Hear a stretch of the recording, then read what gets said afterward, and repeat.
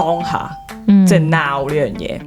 佢就話其實我哋人生啦，長大咗之後啦，好多時我哋做一樣嘢咧，係唔會即刻做嘅。即係譬如話你想約個 friend 食飯啊，又或者想睇場戲啊 whatever 乜嘢都好啦，你都係話哦之後先啦，又或者擇個日啦，即係遲啲先算啦咁樣，你唔會當下去做嘅。咁咩人係會當下去做咧？就係小朋友啦。咁所以佢就話其實有時做人咧就可以揾翻呢一個初心嘅，可以好似小朋友咁樣，有啲咩諗到可以做到嘅，即係唔係太過分嘅，咪當下去做咯。咁呢一個同我哋啱啱即係例如畢業出嚟未試過去做一個 full time 嘅工作嘅時候，個心情其實係好相似，就係我做呢份工我覺得唔啱嘅，我去轉跑道好容易啫嘛。咁但係我覺得面對住即係30幾歲，可能已經去到一個幾好嘅位啦，即係唔好話係邊一個行業啦，可能都已經有翻咁上下地位嘅喺自己嘅行業嗰度，咁變咗嗰個放低身段或者係要諗我犧牲嘅嘢，可能呢一啲就會阻礙咗自己去判斷啦，就會覺得好似有好多嘢我係而家需要放棄，我先至可以去揾一條新嘅路。即係我覺得呢一啲就係好多擔憂，就係點解大家冇一個勇氣去改變，但係其實又不滿現狀嘅。Hello， 大家好，我係 Anson， 我係 Carol， 歡迎大家翻嚟偷聽隔離台 Lessons from the Next Table。我哋咧就係一個關於個人成長啦，同埋職場嘅 podcast。咁如果你中意我哋嘅內容咧，記得 like、subscribe 同埋 share， 仲要撳埋個鐘仔，咁我哋一有新嘅內容咧就會即刻通知你啦。Spotify 嘅朋友俾多啲好評我哋啦。好啊。咁咧今日咧，我哋想講一個，因為其實我哋有睇過啦，我哋嘅觀眾啦，好多其實都可能喺30幾歲以上。咁咧其中一樣咧，我近排同朋友傾偈嘅時候發現嘅咧，就係有好多我哋呢個年紀會遇到嘅問題咧，就係又唔係菜鳥啦喺個社會上面，但係咧，係咪去到超級高管呢？又未必係啦。又或者可能自己創業嘅，又會覺得到底我係咪行啱嗰條跑道呢？可能嗰樣嘢做咗10年或者係10幾年，咁但係其實都係做緊同一樣嘢。咁有好多嘅迷惘呢，或者樽頸位呢，就會喺呢個時候發生啦。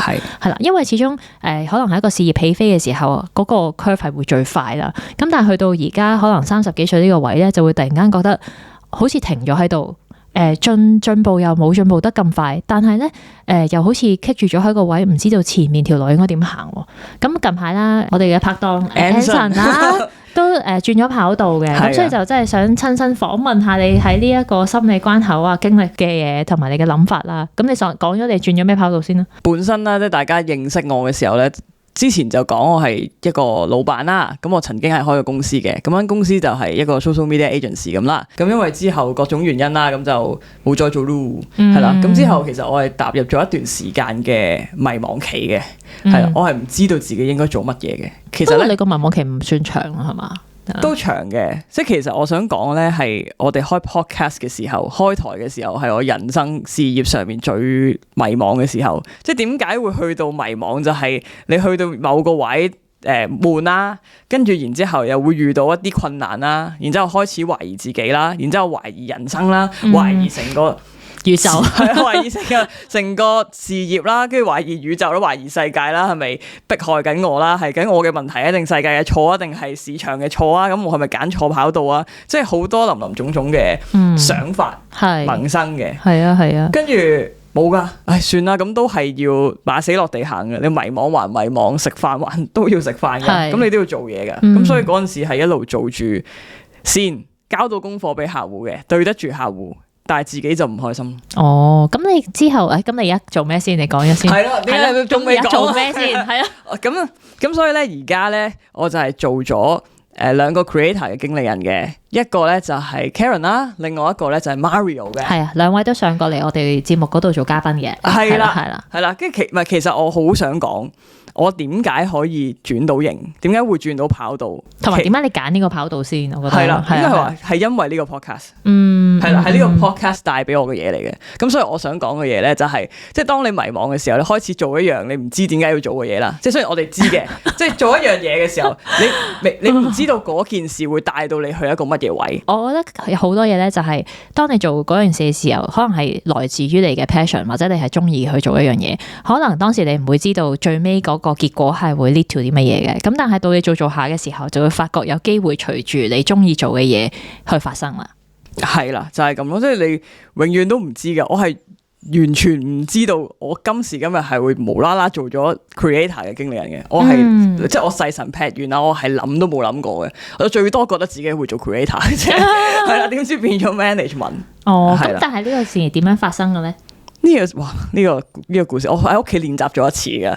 其實我真係要多謝 Carol 嘅。哇，多謝你。唔係我講真嘅，唔係首先要多謝自己先嘅，因為我自己同即係去聊 Carol 去開咗呢個 podcast 啦。咁然之後我哋就開始去請嘉賓上嚟受訪啦。其實 Mario 同埋 Karen 咧都係 Carol 邀請翻嚟嘅，係啦。本身咧我係認識佢哋兩位，但係唔熟嘅。咁都係因為上次請咗上嚟做嘉賓傾過偈之後咧，就慢慢開始有聯絡。咁其實個聯絡都係 IG 見到佢 po 啲嘢，係 po story 啊，寒暄幾句就係咁簡單嘅啫。咁然之後咧，我再多謝多一個人，就係夢妮坦。係啦，就係呢咁多個人撮合到成件事嘅。幾個月之前啦，我哋係邀請咗夢妮坦上嚟做一個解夢嘅 session 啦。咁其實裡面仲有一個小章節咧，我係剪走咗嘅。係啦，其實裡面仲有一個夢咧，係夢妮坦幫我解咗嘅，就係關於一個搭巴士嘅夢。佢解完嗰個夢之後啦，佢就建議我，佢就話：喂，不如你去翻嗰個發夢嗰個巴士站。然之後好 random 咁搭巴士，再 feel 下個感覺。咁然之後好啦，咁我聽咗佢嘅建議啦，就去翻發夢個巴士站搭巴士。咁我好記得咧，就係旺中對面個巴士站嚟嘅。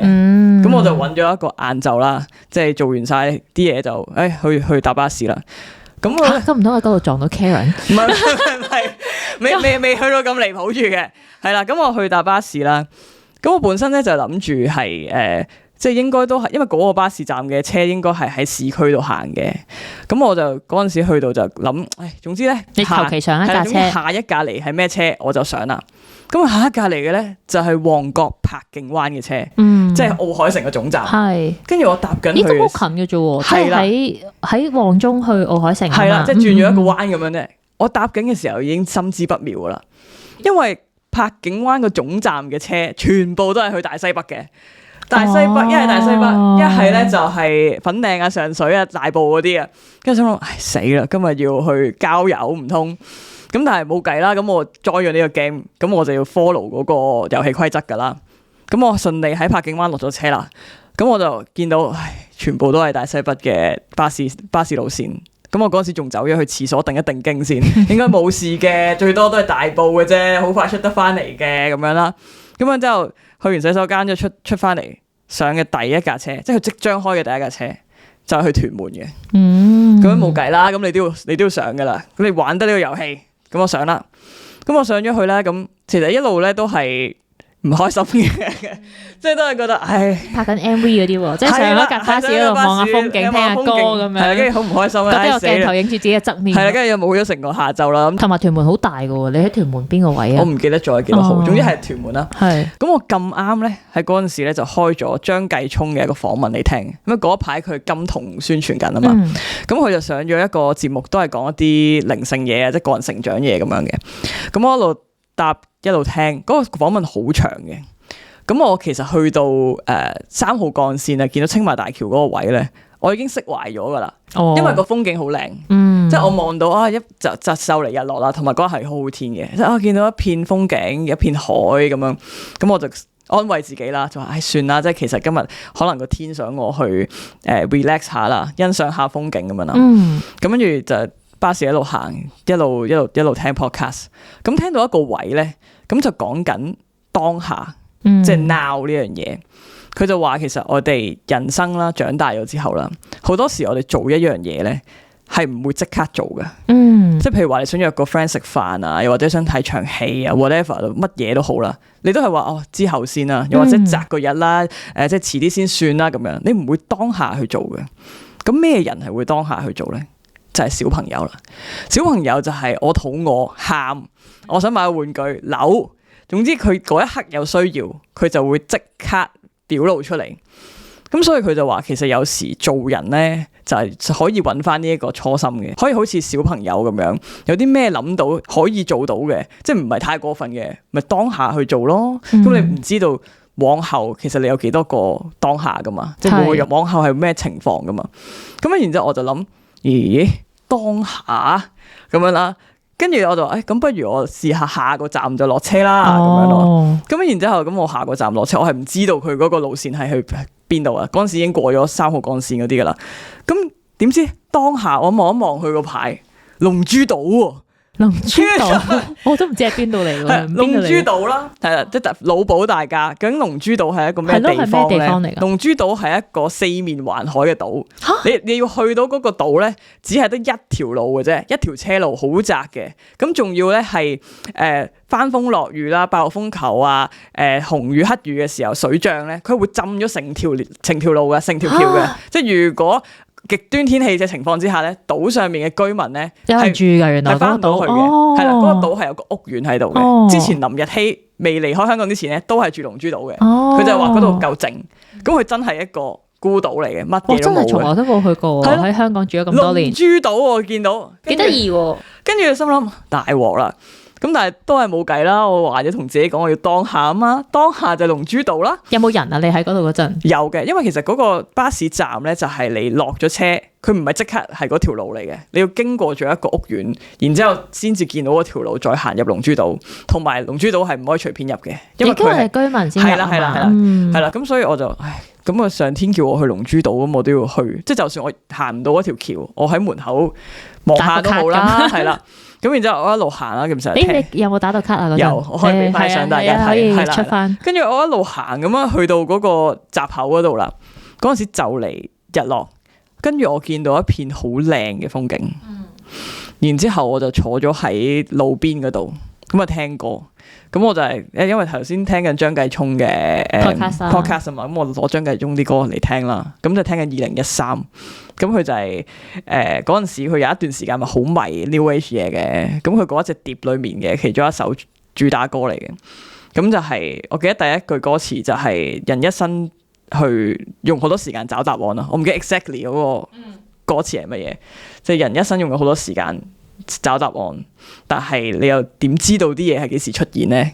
係啦，跟住我就覺得哇，此情此景，好有 feel， 即係啦，好有 feel 啦，好有 feel 啊！咁我感覺到即係當下 feel 到嘅嘢就係，即係我本身咪以為我會喺市區嗰度兜圈嘅，其實好多時人生就同人生一樣啦，同人生一樣，有大道理即將要出現啦，同人生一樣，就係好多時你以為 A。你本身以為嗰條路係咁樣，但係原來命運會帶咗你去第二個方向。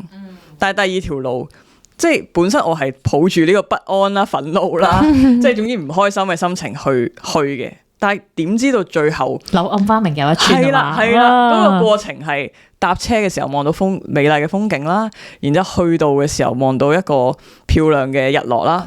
我係意想不到嘅，即係對於我嚟講，同埋因為咧龍珠島呢個地方咧係基本上係好人好者係唔會去嘅，因為聽到都驚嘅，所以就好靜啦，可以得到一個好清靜空間啊嘛，叮一聲咁樣啦。咁我就覺得其實人生未必係你一定要行你自己覺得要行嗰條路，反而有一啲新嘅路線你未去過嘅，可能帶到俾你一啲新嘅驚喜。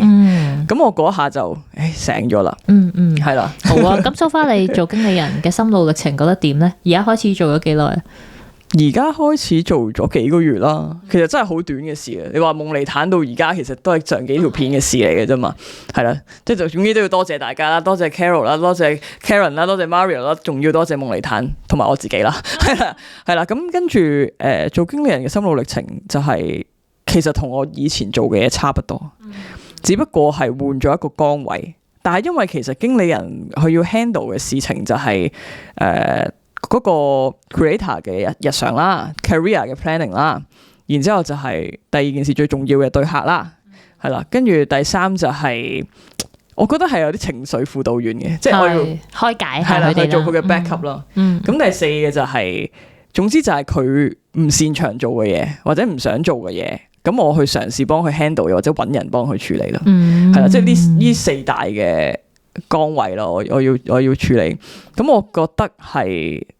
我竟然係覺得得心應手，咁因為我其實從來冇做過呢樣嘢噶嘛。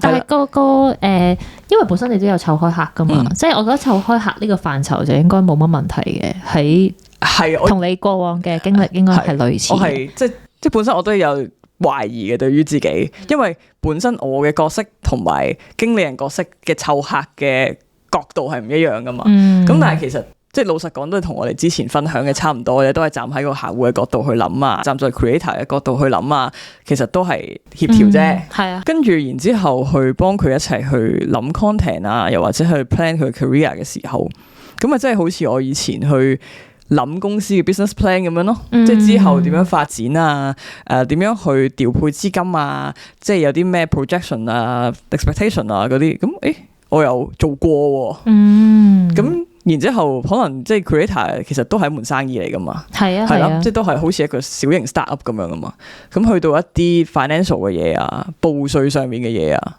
我有做過，我又識做喎。咁有時佢哋會喺呢啲位會比較迷茫嘅，即係佢 create content 好勁啫，即係咯，幕前表演好勁，但係對呢啲 admin 嘢係啦，佢哋有機會會抗拒，同埋佢唔想做，係或者唔識做。咁呢個時候，我又幫到佢，有 value 可以帶到俾佢哋，我又幫到佢，跟住我就覺得幾有趣。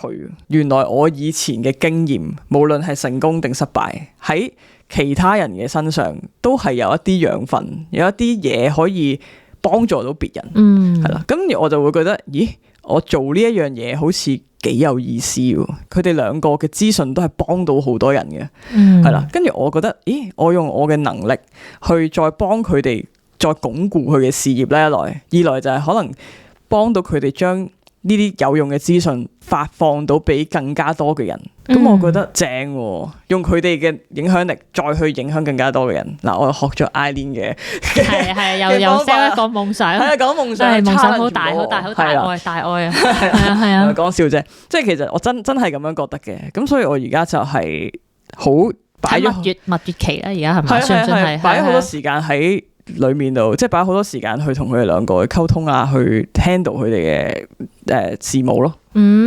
好啊。咁你覺得當中即係而家你覺得暫時有冇遇到啲咩難題咧？或者係一啲有趣嘅地方，你想分享下？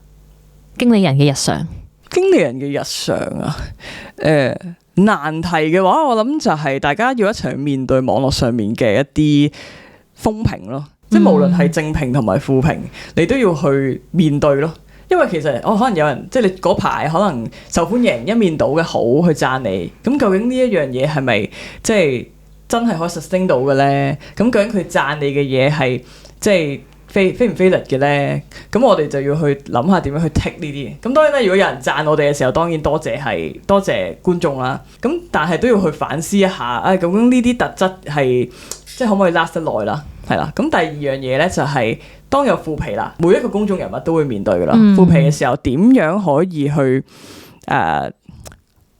用好啲嘅心理質素去面對啦。當負評嘅時候點樣可以面對啦？我本來想講 absorb 嘅，但係我覺得 absorb 呢個字唔啱咯，因為你吸收咗佢哋嘅負能量噶啦嘛，係啦，即係你要面對佢咯。點樣去將呢一樣嘢化為正向咯？係啦，因為我記得我哋訪問過咁多個 creator，佢哋都有同樣嘅情況噶嘛。係而家啲網民講嘢係不負責任噶嘛，係啦，即係尤其是有咗 Threads 之後啦，就更加激烈。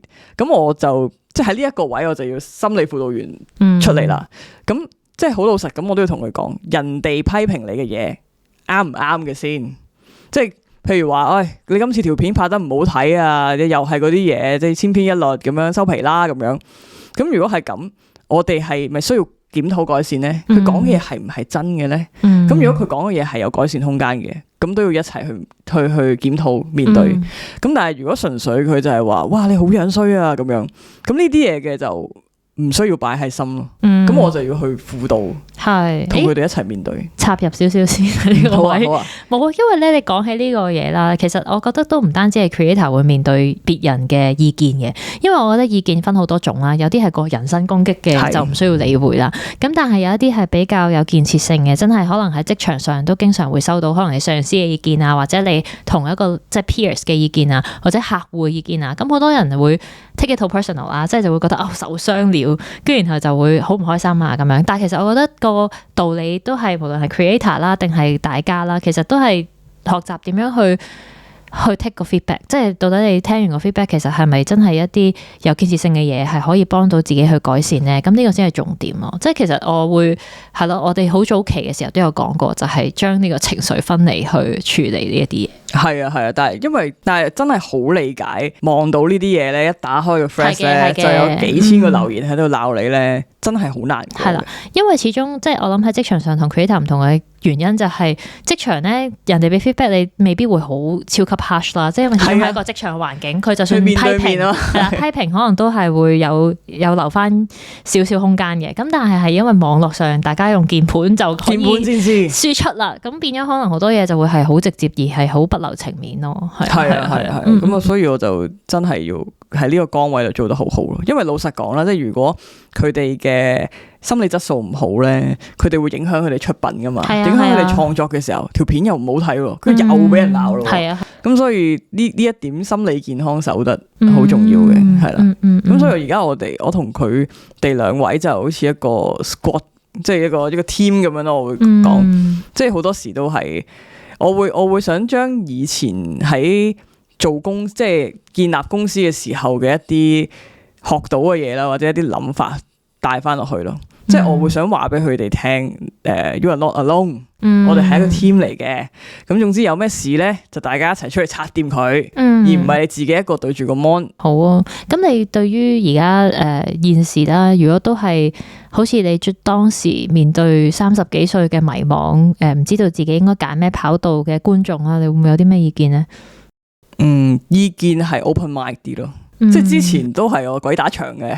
我就係鬼打牆咯，我就係不停喺自己嗰個認知範圍裏面兜嚟兜去，轉嚟轉去，同埋咧，你嗰陣時心情低落咧，你係唔會想特別出去見人嘅。係啊，係啦，但係其實你係要，即係當然你處理好自己情緒先啦。即係如果你好低落，我唔係叫你出去即係 social 啊咁樣，處理咗自己先。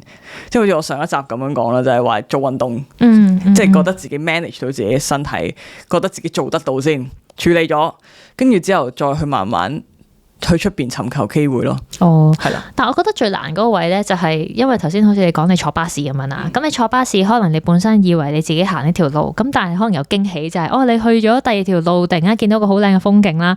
咁但係當你喺個人生入邊，你唔會突然間有條路跑咗出嚟噶嘛。即係所以我覺得最難嘅地方就係喺人生嘅路上面，咁點樣突然間生條路出嚟咧？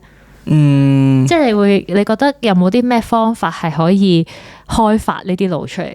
我諗係根據自己 passion 先咯，即係自己 passion 就係除咗你而家工作上面有某一啲技能，係啦，有啲 OK 嘅識噶啦。咁有冇另外有一啲新嘅嘢，社會上面、市場上面有啲嘢你係覺得有興趣嘅，但係你又未識嘅？咁你咪去試下去學咯。譬如話我成日都講啦 AI 咁樣，咁你有一啲 AI 嘅工具你唔會識晒噶嘛，咁有啲班去上噶嘛，咁你咪去上下堂咯。咁你上下堂嘅時候，你又會認識到嗰班嘅人，你認識到個老師，咁其實你同佢哋建立咗關係咧，有機會你喺嗰度可以去揾到一啲機會噶。係啦，呢個係第一樣啦。第二就係頭先嘅延伸啦。就係人咯，又係，因為我講咗好多集，就係你要建立你嘅人脈網啊嘛。咁其實就算係你啲舊嘅 friend，即係業界啊，或者舊同事又好，以前啲大學同學又好，其實你可以約翻佢哋出嚟食飯。係啦，佢哋傾下偈，可能佢哋有啲新嘅 insight 咧，可能佢有啲新嘅機會咧，咁我問你試唔試咯？咁嘅時候你咪又可以去 explore 咯。其實最重要嘅嘢就係唔好怕咯，因為之前我都怕嘅。係自從搭完巴士之後，覺得哇，柳暗花明又一村啊！即係我本身以為你問我嘅問題咧，就係話，你啊好啫，你搭完就風景明媚咁樣，但係點知搭完入去黑雨嘅咁樣點算咧？咁樣咁但係你都唔知噶嘛，即係你未上嗰架巴士之前，你唔知噶嘛。咁當你已經去到一個咁迷惘嘅位，你當係谷底嘅位，咁你其實你去試唔同新嘅機會，都有機會係一個翻身嘅機會嚟嘅。咁所以唔好因為怕輸而唔去嘗試，你怕輸而唔去做，其實老實講，你係唔夠想成功咯。哇，犀利啊！哎呀，可以攞出嚟作曲啊！係啊，好啊，咁你咧，即係你聽完你朋友嘅分享啦，又或者聽完我嘅分享之後，你有冇一啲總結啊？我係好理解呢個心情喺邊度嚟嘅，因為我覺得去到呢一個階段啦，其實好似頭先你所講，就係小朋友冇嗰個畏懼啊，即係小朋友就係我即刻做呢樣嘢，我諗到就去做。咁呢一個同我哋啱啱即係例如畢業出嚟未試過去做一個 full time 嘅工作嘅時候，個心情其實好相似，就係我做呢份工我覺得唔啱嘅，我去轉跑道好容易啫嘛。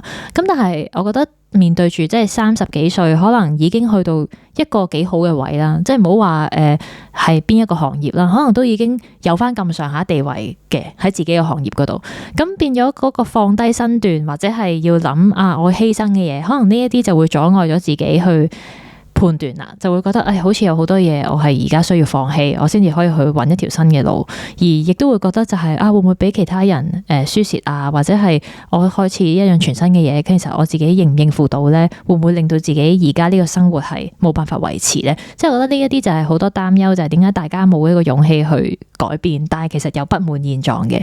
咁所以我諗個係咯，所以我覺得嗰個總結就係其實好似你所講，就係到底有好多嘢以為自己會一路咁樣行啦，咁但係其實可能要去最主要嘅關口係因為喺呢一個狀態維持咗太耐啫，即係其實呢個狀態可能係唔好啊，只不過係可能過往嗰10年都喺呢個狀態，所以變咗好驚去離開呢個舒適圈，而嗰樣嘢其實喺20幾歲嘅時候係唔會有，因為20幾歲嘅時候覺得個 cost 低啦，同埋就係當時個心仲好紅，就係覺得我仲有好多時間，就算我今次試錯咗，其實都係冇事。咁但係其實30幾歲喺而家呢個時代嚟講，都仲係好後生啫。即係其實如果你今日去放手去試下一樣新嘅嘢，咁唔得咪休息下，又或者再試過另外一樣嘢咯。咁當然啦，我而家咁樣講好似好輕鬆咁樣啦，我都理解大家嘅 struggle 嘅。所以我覺得今集嘅觀眾，即係我希望大家就係聽完可能有啲啟發，或者可能自己都試下坐下巴士，周圍去下試下。嗱，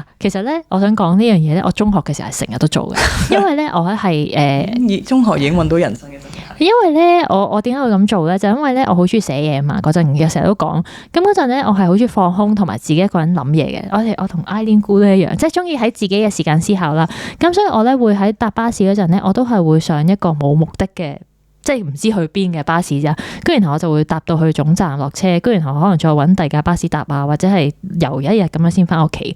咁嗰陣時間比較多，咁所以我覺得我嗰陣係幾享受做呢樣嘢嘅。